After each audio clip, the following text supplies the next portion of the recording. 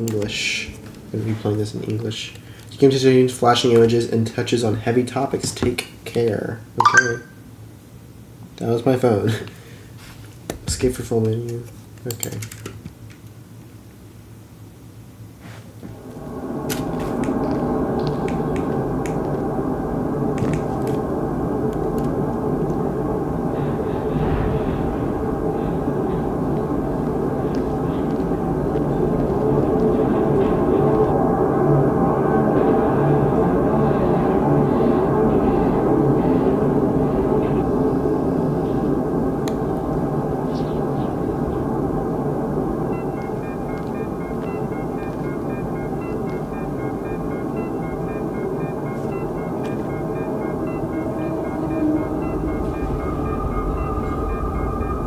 This is spooky.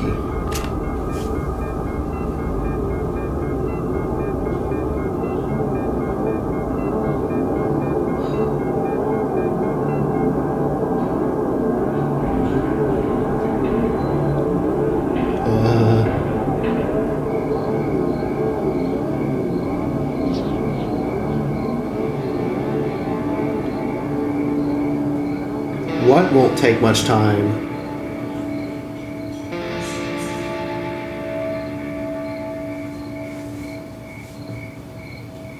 I've played... Okay, this is Milk Outside a Bag of Milk. I've played the first game, Milk Inside a Bag of Milk. It's on my channel. Link's in the description, but... Yeah, if you haven't seen that one, you want to watch that before you watch this video. Or, just go play the game and support the developers.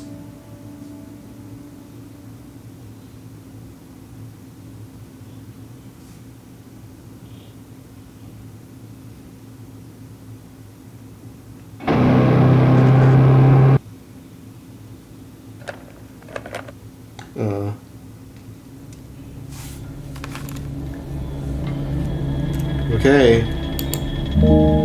New game.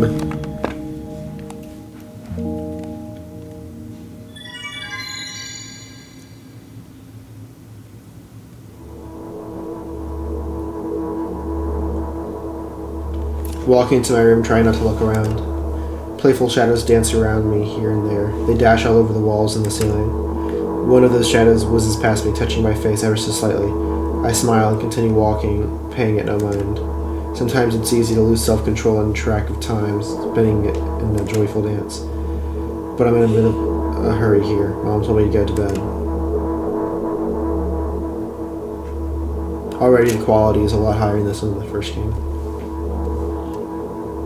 I walk past the kitchen on the way to my room. The door is shut, but I can still feel the chilling air coming from the other side. My first thought is that there's a living corpse blowing into the keyhole, laughing mockingly. That's so silly. I'm absolutely sure we have no corpses in our kitchen. I know for sure that we've never had any corpses in our kitchen. I'm absolutely sure of that.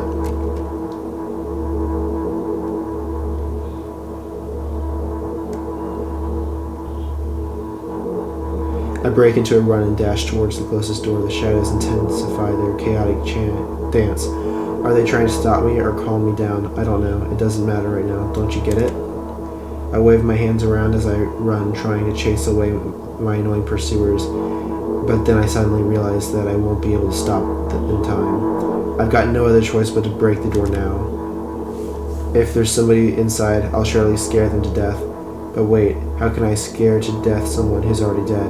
What if it actually revives them? No, I don't want that. What do I do now? I couldn't fully complete my thought when my shoulder hit the door and flew it open.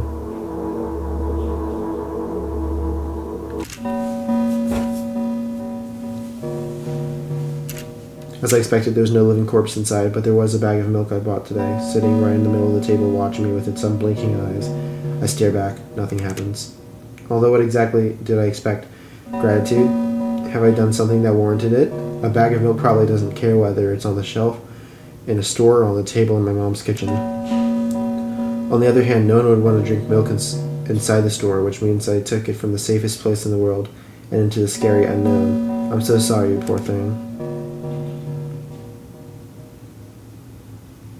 I turn away in shame and leave the room in a hurry. I only bring others trouble. I walk towards my room through a narrow corridor.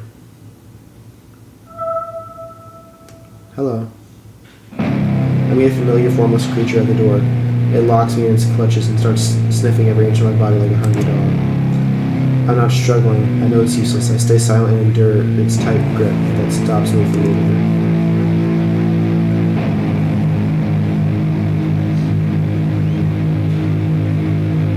After sniffing me from head to toe, the creature holds out its ugly paws, turning a single claw, thin and sharp like blade. Again, I stare questioningly into the monster's bottomless eye sockets. Don't move. The creature squeezes my hand until my veins start bulging, and I just keep staring into the black cavities where his eyes should be, ignoring all pain. I've promised so many times, stay put. The moment its claw pierces my arm, I don't feel anything other than the barely discernible crawling under my skin, and the ring of tightly sprung sinews. But then the claw injects its venom into me. It hurts. The white veil appears in front of my eyes. My fingers cramp and start twitching frantically. I lose control over my body and slowly slide onto the floor just like last time. But why? Why do I feel so hot? I feel my blood boiling up. Strong shivers run through my body, paralyzing every cell while my veins and arteries heat up, almost bursting from the pressure. I try screaming, but instead of producing words, I vomit thick, milky foam. The creature notices it and throws itself at me in anger, grabbing me by the throat while keeping the poisonous claws inside my arm. Kill me, kill me. Hysterical screams resound through the corridor in a fit of madness. The creature starts scratching my neck. Bright splashes fly everywhere, hitting the walls with a loud sound. I try to imprint where every drop fell in my memory so I could gather them all later. I need to remember. A new wave of pain washes over me. Everything turns pitch black in an instant.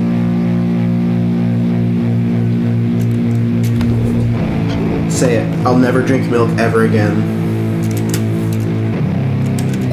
I say it. I'll never drink milk ever again. Say it again. I'll never drink milk ever again. Never drink milk ever again. This is freaky. This game's freaky.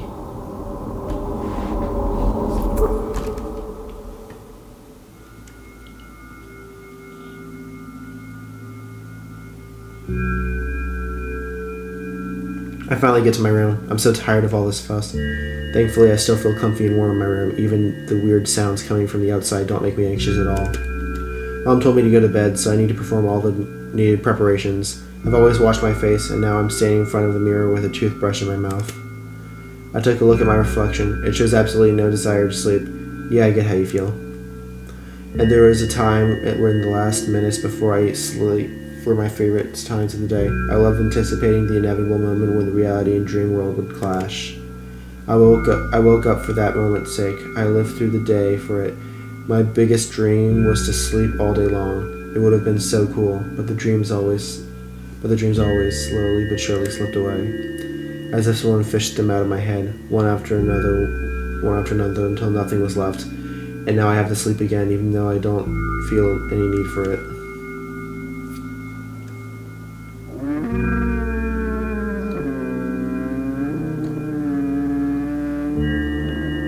After finishing with my face, I usually reach out for my pills. It's funny, but I have no idea how they work separately, since I always swallow them in a bunch without thinking. Now I want to have a better look at it. I twirl it between my fingers to chew on it. I'd do anything to stall just a little bit more time. A smooth, protruded red capsule is looking at me. It's covered in a murky, semi-transparent film, but I can still discern its contents. So what do we have inside you? I gently press on the capsule from both sides, and to my surprise, it turns out to be soft and squishy. I press harder, and the capsule pops. Sticky, bright red liquid pours out. Filthy, filthy. The pill flies straight into the waste bin, and I start rigorously washing my hands. No, there's no way I'm drinking that. Next to the flat pill, same blood red color. There was some letters printed on it. Oh, I get it. This is the medicine that makes me really sleepy, but it's not the type of sleep I want. That's not it at all. It's fake. No. I don't even want to look at it. The pill flies in the waste bin as well. The next half an hour goes by in a similar fashion. I study every pill from all sides, and then I find a reason not to swallow it. I invent my own medicine instead and enjoy swallowing them one after another, letting myself drown in their healing effects. Hey, my neck doesn't hurt anymore. Hey, my hand doesn't hurt anymore. Hey, my head doesn't hurt anymore. Hey, my heart doesn't hurt anymore. Hey, my stomach doesn't hurt anymore. Hey, my eyes don't hurt anymore. How come I didn't think of this earlier? This is so simple. I need to brag about it to someone right away. But not to my mom. She'll just scold me. I'm sure she's already sleeping anyway. I don't want to disturb her without reason. I'll think of something myself. Besides, I really want to get some small talk. I wonder who's going to be my conversation partner. Hey.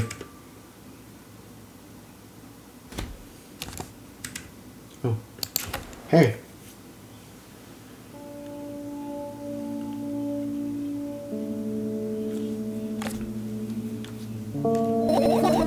Hey, long time no see. Hasn't even been only an hour done. There you go, bullying me again. Aren't you even a little bit happy? Not even the slightest bit? Well, I'm pretty exhausted after today. Well, I guess you are too. That's not true. You need to go to bed. No, you've been in control way too long. It's alright. You've been, oh my god, I can't speak. No, you've been in control for way too long already. It's my turn now, alright? I'll just stay silent until the medicine's effect will wear off. How about that? Hey, you can't do that. You need to do your best to make me feel better. That's exactly what I'm doing. What a bully. Actually, why am I even worried about this? In reality, I don't even need you at all. I'm so energetic and I feel great, which means I can't do anything. And you can only watch and agonize over your own uselessness. I can only imagine how angry you are right now. What makes you so happy all the time? And why would I be sad? Remember yourself a couple hours ago? I don't know what you mean.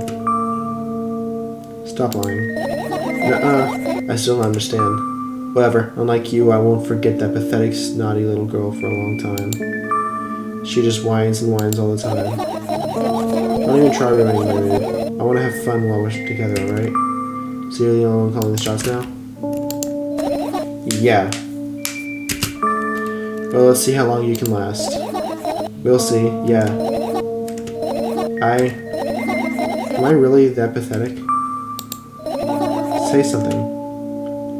I can feel tears streaming down my cheeks, hanging from my chin, and then falling in my clothes and burning holes in them. That was fast, but unexpected. Hey, at least I tried. Go wash your face, then we'll decide what to do with you.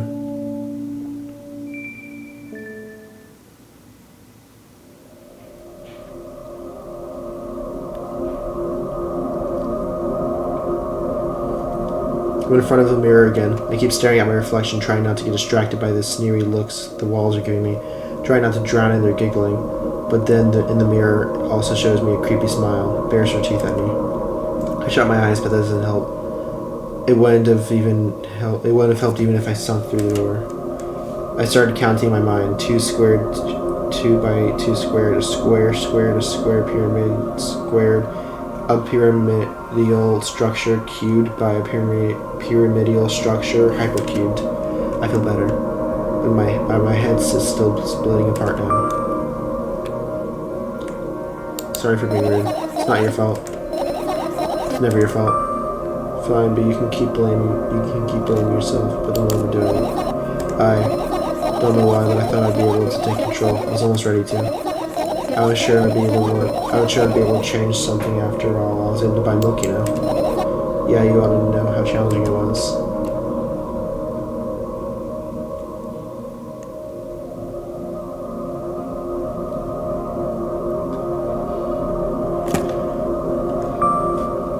Is that why you threw away the medicine? What a stupid decision, right? Whatever it was your decision. Does it even matter? Yes. Somehow I find it hard to believe. Then why did you do that? I felt like I would be able to fight it on my own. It's true, the pain subsided for a bit at that time, but now I feel like it tripled in force. It hurts so bad. You know what to do. Dejected, I reach out for the shelf with my medicine and I swallowed it, the pills one after another, chasing away the unpleasant visions that keep floating up in my memory. And yet my mind still draws a terrifying picture. Lumps of coagulated blood and transparent coating travel down my esophagus, scratching its soft walls, leaving behind furrows. I shake my head violently. I don't care if it makes me feel dizzy or worsens my pain. I just don't want to think about something so repulsive. You still haven't changed. What do you mean? You're afraid of being alone. This worries you so much more than the pain. Yeah, I guess. I toss the last pillow into the air and catch it with my mouth.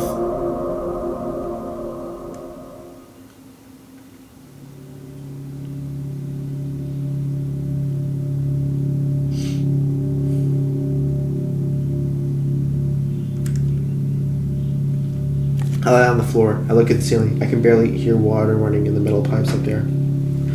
I hear the cracking of concrete blocks that will someday surely fall on my head. But I'm not afraid of that at all. I can't imagine my death coming from above. Rather, it's rearing its claws from somewhere below, waiting for me to lose focus.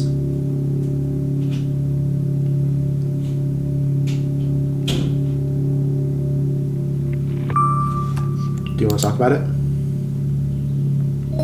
No, I've had enough of talking.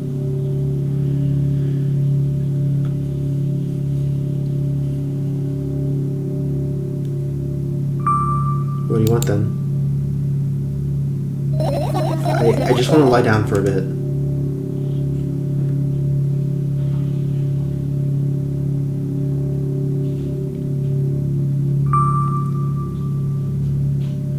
Even if the ceiling is bound to collapse, it won't be today. Can you stay silent, please? I need to get my thoughts in order.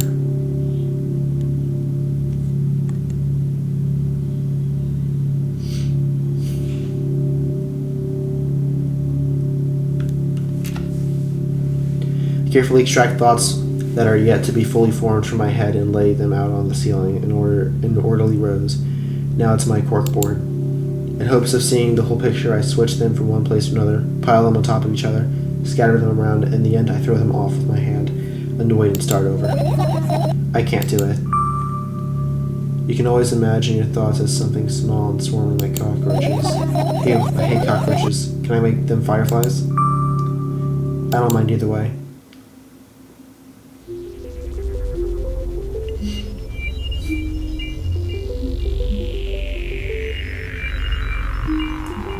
I don't even have time to blink before my thoughts. There are fireflies now, starting whirling around all over the ceiling of their own accord, forming whimsical patterns. I can only observe them and wait for the right moment. It's just that moment doesn't come. The mocking sounds of the flapping wings come from the ceiling, make me start losing my patience. Enough, I hate you.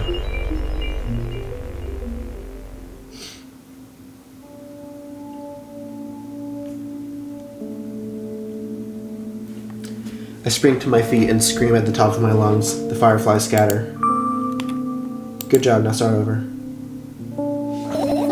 No way. Unstable behavior makes you look bad. I don't give a darn. So it doesn't bother you? Should it? Yeah. Then what do you want me to do then? I don't know, it's up to you. You had it again. What do you mean? Never mind. I've changed my mind anyway. Please don't stay silent for this long anymore. I'm having a hard time without your help. Fine. I raise my eyes to look at the ceiling once more. Sadly, all the fireflies seem to be hiding somewhere.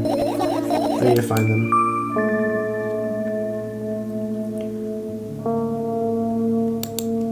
I glance around the room. There are too many places for a creature as small as a firefly to hide in here. They can be anywhere. Suddenly I hear a deafening rumble. The clock just might hit midnight. It's so late already, but I can't go to bed right now. Will you help me? Please tell me you'll help me. Come on, stop bullying me. I promise you talk to me. What were you thinking while lying on the floor? What do you mean? You should know it better than anyone else. That's the thing. I have no idea. This is weird. Will you tell me? Aye.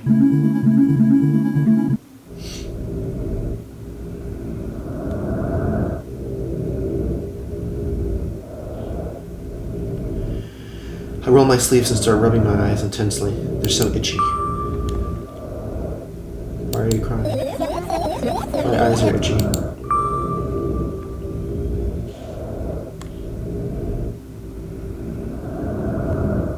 Who's he? wonder if I tear out all my eyelashes one after another when my eyes stop itching. I wonder if I tear out all my eyelashes one after another. My eyelashes one after another. If I tear out my eyelashes one after another. What have you done? I need to gather the glass, and then I need to have a bath, and then here, drink some milk. No! I stand in the middle of the room, my mouth agape, gasping for air. I think I just experienced death. I don't know any other way to explain what happened. Well, that was surely something. Will you tell me or not?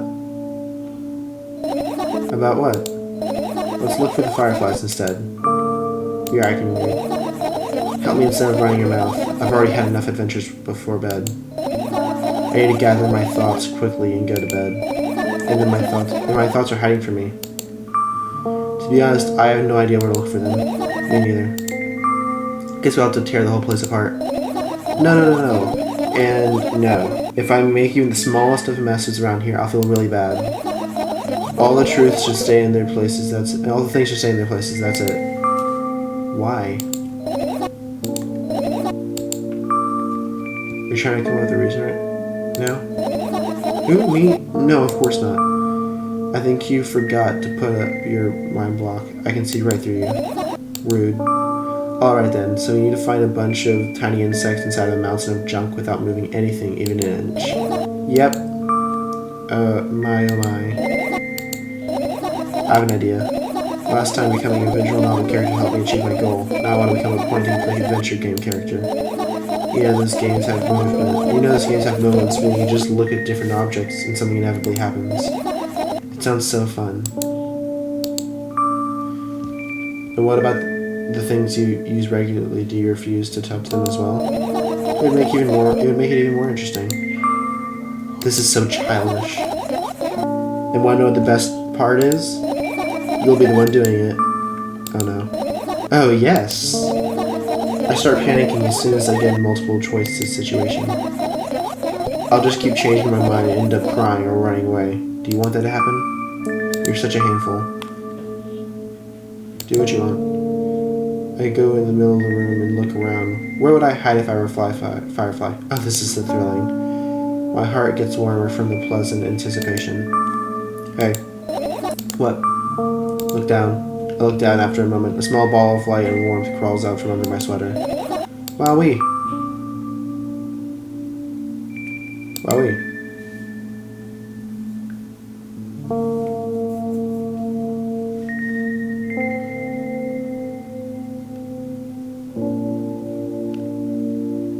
Carefully grab the firefly. It's pleasantly scorching to the touch. I put it on my shoulder. I'm sorry, little guy. Time to come home now.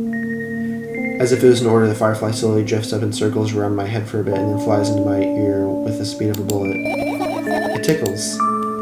One down, let's look for the others. Yeah.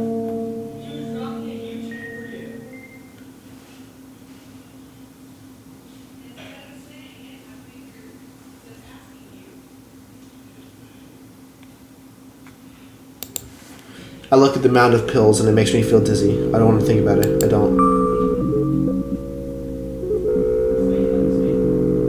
What's wrong?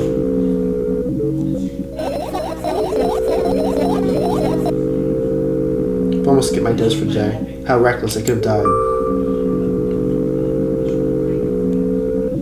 Hey, calm down, you've already fixed that. Yes, because you ordered me to. Things could have been much worse. Yeah. I heave a deep sigh, come closer and extend my hand. Wow, it's warm. The moment those words lift my lips, one of the bottles overturns. Pills drain out from it, all along with them. Firefly, hooray! After circling above my head a couple of times, it finally lands in my palm. Firefly rushes up my arm, and upon reaching my shoulder, calls straight into my ear. My mind becomes a bit clearer. I look down, my school bag, worn down and silly, is almost screaming of its own uselessness. From another angle, it looks like a full belly. Its contents are all regurgitating, decomposing, and turning into a sticky, mushy substance. What a cool image. I need to remember this. Totally not cool. Tell me what's inside your bag instead. Nothing special, mostly just all sorts of books. I've taken out all the pens and notebooks out of there, and I'm not interested in anything else. You used to go to school, didn't you? Yeah, I did. I had a blast all the way. Are you sure you understood my question? Do you think everything in my life should be doom and gloom? Well, you're wrong. Alright. What did you like the most there? Well, the rooms were really bright, not like at home. That's it? Don't rush me, let me remember. Well, the beds were soft and the food was nice. By the way, I attended all the classes the others always skipped. You probably got told off so hard. I smiled gently, absorbed in warm memories. You never graduated though. Yeah. You remember your last day there? It was a normal day. Dad picked me up earlier than usual. He told me that I'm already too old for the school curriculum. I also realized that some time ago the tasks were way too easy. And then we got in the car and went home. Mom greeted us there, we had dinner, and went to our rooms. And what happened then? I don't remember. It doesn't even matter. Tell me about it again. Is your memory bad? Please. Okay, fine. That day Dad picked me up from school earlier, explained to me that I need to grow up. It's not that I can completely grasp what he meant. Either way, I didn't resist and we got in the car and went home. Mom greeted us there, we had dinner together, and went in our separate rooms. Satisfied? Tell me about it again. Dad dragged me out of the school building while I was scratching and biting. The teachers didn't interfere. That seemed so ordinary for him. Who knows what the little brat has done. And then he pushed me into the car and we drove home in complete silence. Mom greeted us there, we had dinner together, and we went to our separate rooms. Please, let's not discuss this further. No, you'll tell me you. Dad bought milk on our way home. Again. I hate milk so much. Mom was not home. Again. I hate Mom so much. What happened next? Suddenly, I felt someone's eyes on my back, knowing that these moments should never be ignored. I turned around, but there's nothing there. What happened next? Everything that happened next happened after everything that led to everything that's happened after what had happened. I look at my bag again, light pouring into the room through the window, glints on the metal parts, and there's also a shadow underneath it, which means it's real, sadly. Whatever, I don't care anyway. I almost end up kicking the bag in a fit of sudden anger, but managed to stop myself in the nick of time.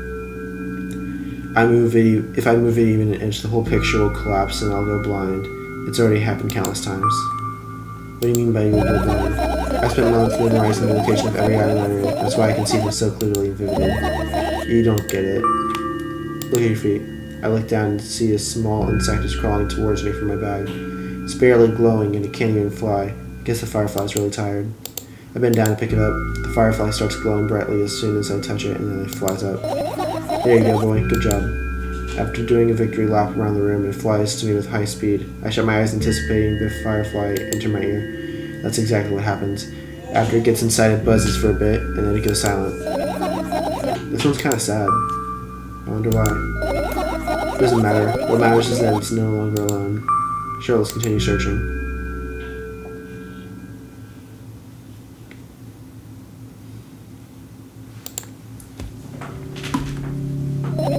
I doubt it, all the compartments are locked. What if? I don't even want to think about what's inside. Who knows what I'll end up imagining. I look at my laptop. I haven't touched it for years. It's covered with a layer of dust as thick as my finger. A bizarre item. I fear it. Why? It's a long and boring story. Wonderful, tell me about it. I insist. I don't remember how it appeared in my room. One of my parents probably brought it in here because they couldn't find a better place for it. They didn't prohibit me from using it. On the other hand, they encouraged me to do so. Sure, I've spent whole days in front of the screen, games, drawing, engineering, calculator, 3D modeling. So much fun stuff to do. You got any using hobbies? Yeah, I did before entering the web. Imagine this, you're a hamster that lives underground, you have everything comfortable for living. Did you imagine? As always, your analogies are spot on. Okay, imagine. Alright, so you're a hamster that lives underground, and you have everything comfortable for living, okay? Okay. Wonderful. Here's the situation. A hamster that lives... Okay, I got it. Do you want to talk about something else? Yeah. You'll end up returning to that subject anyway. On one wonderful day, someone digs you out from your hamster house and brings you to the pet store. Now your home is a cage. A little more comfortable and warm compared to middle ground. And the most important part, you have a lot of neighbors here too. Their cages are identical to yours, and yet hamsters all look identical to you too. That means you're all the same. Apart from the fact they were born at a shop. You ask, what does that indicate? And I'll tell you, nothing at all. I forgot what I was talking about. Gosh. Okay, let's start over. This time trying to avoid stupid hamster analogies. But, you know, I'm not at fault here. So, I had a lot of friends online. Tens, hundreds of them, impossible to count. It's impossible though. I had exactly 317 of them. Although I guess nobody counts the exact number of hamsters when they walk into a pet stop. Hey, don't get distracted. Alright. From my 317 friends, 68 were into gaming, just like me. 130 of them are drawing, just like me. The remaining 119 were into calculators and 3D modeling equally. And when I say equally, I don't mean 59 and a half friends on each side. Alright? You can't split numbers evenly. No problem. But math doesn't work like that when it comes to friends. A major conundrum, right? Get to the point. I knew, of course, that no real people exist on the web. I also understood that all my friends die the moment I turn off my laptop. But I still wasn't even a bit worried. Why? You know what computer programs consist of? It's just a combination of numbers. Which means my friends are also numbers. Isn't that amusing? Not really. Why do you call them your friends? I mean, everyone who shares my interests is my friend. I don't care whether or not they know about my existence or not. Anyway, as I was saying, every program has its own algorithm and purpose. It's a mathematical formula. And if you solve that formula, you'll be able to predict the program's behavior at any moment. The longer you speak, the less I follow. You don't need to follow me around, just listen.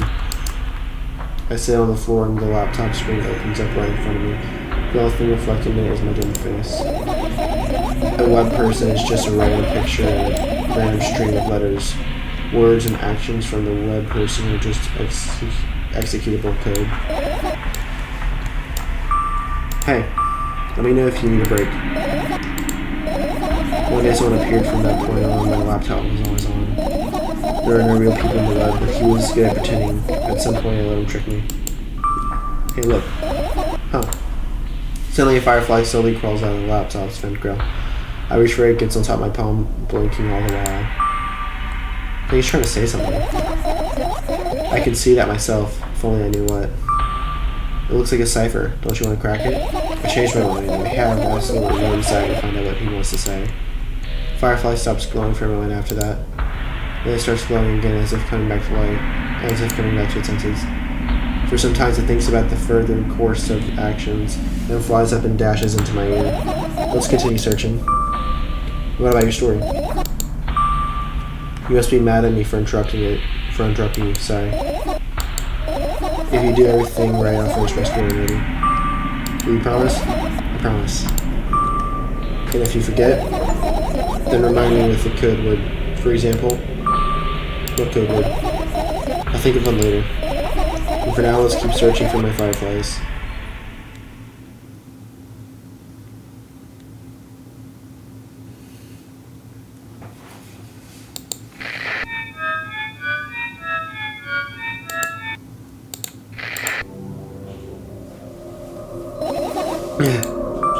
What's so funny about that? I imagine myself being a firefly that is looking for, that is looking straight at a fan. And? I'd be so jealous. The only thing that preventing it from flying is a cage and it's locked in at the cable. It's like an inmate if you think about it. It's so sad. Yeah. Let's continue searching. The umbrella emanates a faint sense of coolness. No wonder it's the only thing that defends me against the thunderclouds that gather under my ceiling. It's such a blessing that I can do it without my help. Still, a firefly won't hide in a place like that. It'll catch a cold again and it'll fly. You don't want to check it? Why? I'm sure we won't find anything there. This is my sketchbook. Half its pages are blank, which means it'll be good for another couple years. You draw that rarely? Why? Isn't that obvious? If I run out of pages, I'll have to buy a new sketchbook. I can't get into a stationery store on foot. I'll have to take the bus. Do you even realize what kind of nightmare that can turn into? Maybe you can ask your mom to buy you one. Buy what? Ask whom? Can you even form coherent sentences? Don't play dumb. Ask your mom to buy you a notebook instead. Instead, do you want me to perform a string of actions? You're also telling me to do one instead of another? And how would I decide which action to take? You're so dyslexic. Man, you're a tough case. You lack empathy. Is that my fault? I get closer to the sketchbook, stepping over the wires at the sleeping bag. The cracks in my laminate in the window's reflection. The sketchbook is lying on the stool for my height. It seems like the stool is missing 2 legs. I squat and look again. All the legs are in place. Will I be able to think of an interesting allegory? Oh, let's not go there, okay? I stand up and study the sketchbook from inches away. The pages are pure white. The last drawing is buried on the previous page the way it should be. Too bad. I'd love to see it. Maybe next time. A sudden gust of chilly wind breaks into the room and makes the pages rustle. Oh no! I shut my eyes. A distinctive sound of pages turning echoes with a headache in my head. I know what's going to happen. The rustling has stopped even though the wind is still howling from every direction. It can only mean one thing. The notebook is open on the first page. If I wait a little longer, the wind should close it. I won't have to look. If I wait a little longer. If I wait. Open your eyes. No. It's okay, just do it. No way, I know you're lying. Calm down. No. Calm down. No. Calm down. No. Calm down. No. Calm down. Calm down. Calm down. Fine.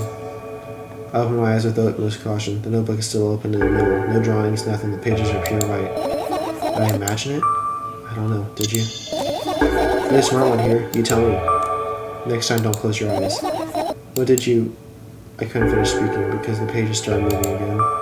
Don't close your eyes. Don't make me do it. I'm scared. Trust me. The rustling grows louder.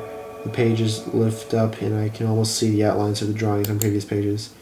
No way, everything that is in the past should stay in the past. You couldn't convince me. That's it, I'm closing my eyes. Look there. Barely visible light seeps through the pages with every new gust. It becomes brighter and brighter. A firefly! The wind immediately stops for a moment. The world sinks into perfect silence, but only for a moment. The buzz that has always been haunting me fills the surroundings, but it doesn't matter now. Goodness gracious, little boy, you made me so scared. The firefly blinks, flies up, and enters my ear, buzzing loudly all the way. I spend some time looking for the perfect spot on my head, but then its buzzing dies down. Phew. You okay? We're running short on time, so let's continue searching.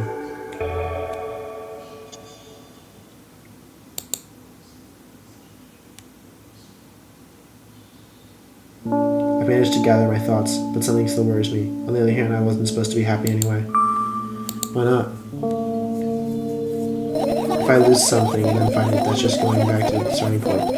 No chances at all. Zero sum. And happiness is always about being positive, right? You shouldn't think too much. It hurts you. I want to sleep. How about you get some fresh air before sleeping? What do you mean? We'll go to the balcony and breathe in some air. Somehow those words trigger a panic attack in me. I subconsciously step away from the balcony. I don't think it's a good idea. Why? This may sound silly, but I feel like someone is watching me.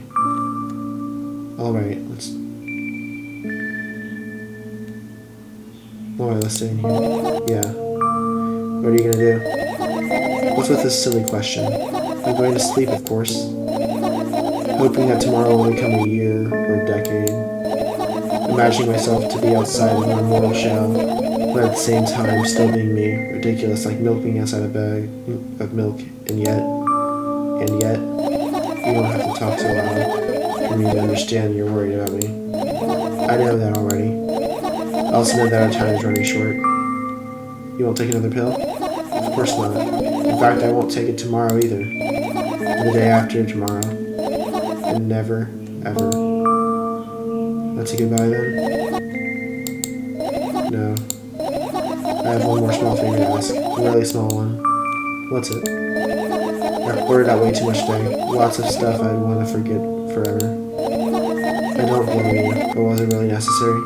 You'll see tomorrow. No, I wouldn't be able to sleep like this. Fine, what's the favor? I nervously scratch my wrists and bite on my lower lip. Wait a minute, you're afraid to tell me? Yes. I'm also scared that something bad might happen if I tell you.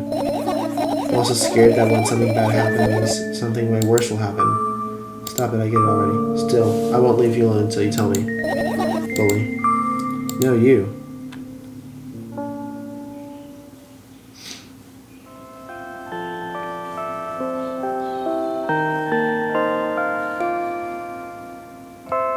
I crawl into my sleeping bag. The lower part of the room is very cold. I hurry to wrap myself in blankets, even though the electric heater is working hard to keep me warm. I'm sad because the dreams just won't come anymore. You won't believe me if I tell you how I dealt with it at first. Of course I'll believe you. I know it was a joke. Well, anyway, I washed my face, brushed my teeth, and lied down and started imagining that I'm watching a dream. I didn't sleep at all, of course. I always just looked sleepy in the morning. After a week of insomnia, I started feeling weird and seeing things. Letters floating in the air, strange silhouettes that appeared in the most unexpected places, bulging eyes with trembling, pale pupils. It was scary, you know? And then one day I almost died. I just collapsed in the middle of the room. I couldn't move for a while, and silhouettes, letters, and eyes were hanging over me, hissing. It was horrible. And well-deserved, I guess. I felt like I was caught in the biggest lie in the world. Yes, I felt exactly like that. After that, I stopped. But the silhouettes, letters, and eyes stayed there. I guess they liked the place.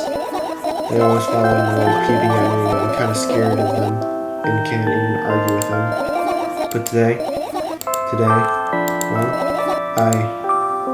still too scared to tell you? Of course, they're still listening, you know? Use your hands. Alright.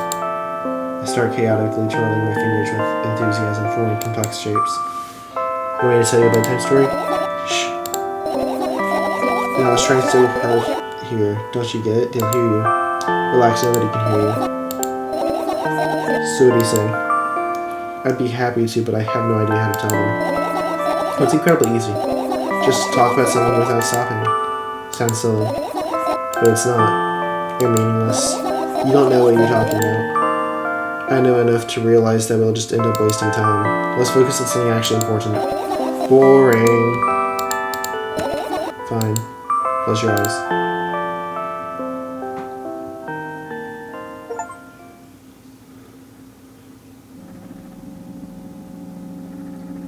Huh? I wake up on a wooden bench. In front of me lies a narrow, dimly lit alley. An awfully familiar road. Where could I have seen it? Finally. This is in the style of the first game. I hear a voice came from the side. I turn around and see a boy with a weird expression on his face.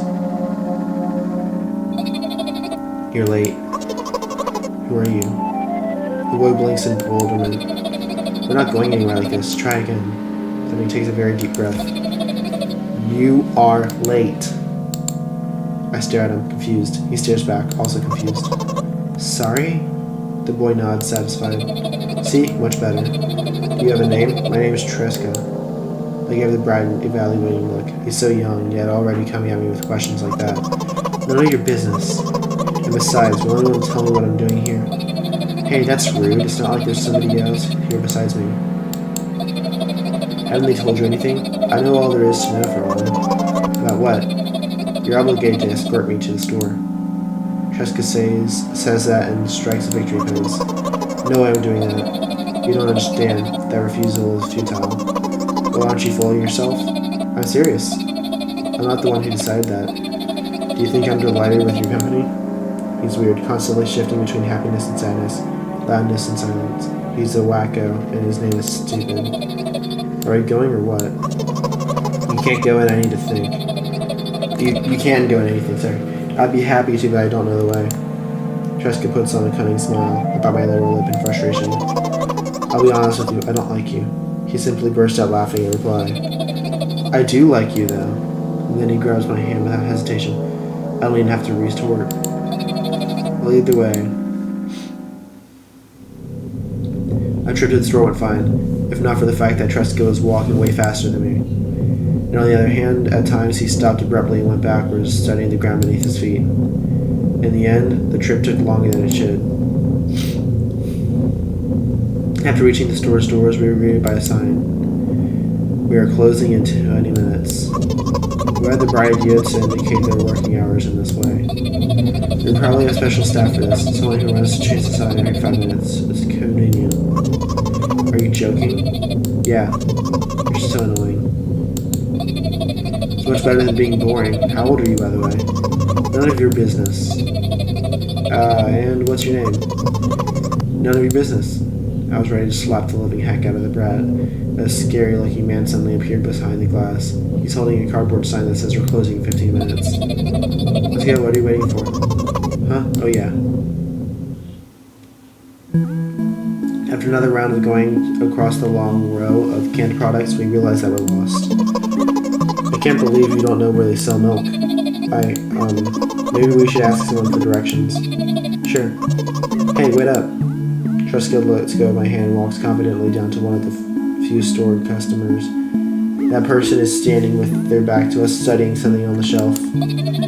Hello, can I can't hear neither of the second part of his question nor the reply he gets, but my good for nothing friend freezes in place, looking at the customer straight in the eye. I hurry towards him. Is he yours? The customer talks to me. He speaks with disgust while wearing a scornful expression.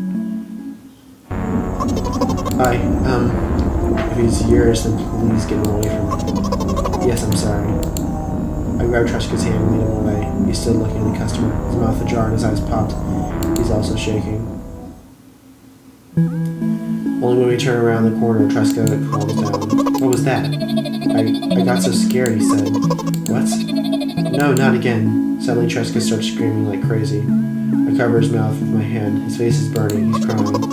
Can you act normal? You don't understand. Of course I don't. I don't understand anything. Knowing other people is wrong, though. This is something that you don't understand, it seems. You mean... who, me? Tresca pulls away and runs off. Drat. At the edge of my vision, I see the store staff hang a new sign on the door. There you are. I meet Tresca at the cash register. Before that, I managed to visit the milk department after finding out where it was. Hey, you, move. I hear an angry voice coming from the other side of a long queue that is formed after Tresca. I squeeze through towards him. What happened? The boy doesn't respond. He just looks at his feet and sniffs. The cashier towers over him. There's a bag of milk lying between them. Is he yours? Yes. Just leave him home next time. People in the queue nod in agreement. Pay for the goods, please. Yes, of course. And the waiting fee. What? You heard me? I did, but that's unheard of. Tresca starts giggling all of a sudden. And for the fact your son is... I'm not going to say that word. But you heard me. You know what? In a fit of rage, I threw out a blank note at the cashier of much higher value than needed, even counting all the stupid feeds. Then grabbed a bag of milk and turned around on my heels. We're leaving, Tresca. We spend the whole trip in silence. At some point, we end up turning right towards a gas station. There, Tresca finally breaks the silence. Do you like ice cream? No. Okay. I look at the boy's face. A light flickers in his eyes for a brief moment, and then goes out. You know, he turns away from the path and walks straight towards the highway with determination. I stare at his back, confused.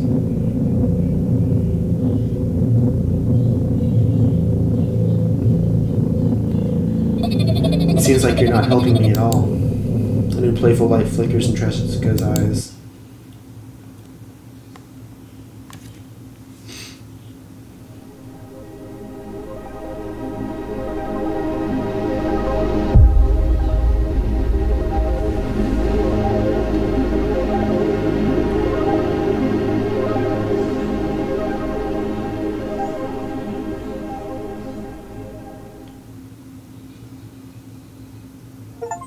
The Inside a bag of milk, excited by milk, a game by Nikita Kryukov. I probably butchered your name, I'm sorry.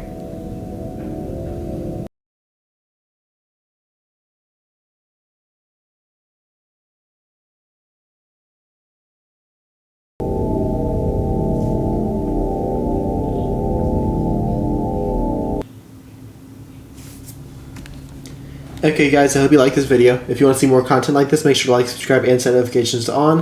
If you have any game recommendations, let me know in the comments. And also make sure to check out LaQuack's channel and Malinek's channel too. Links are in the description as always. And yeah, bye!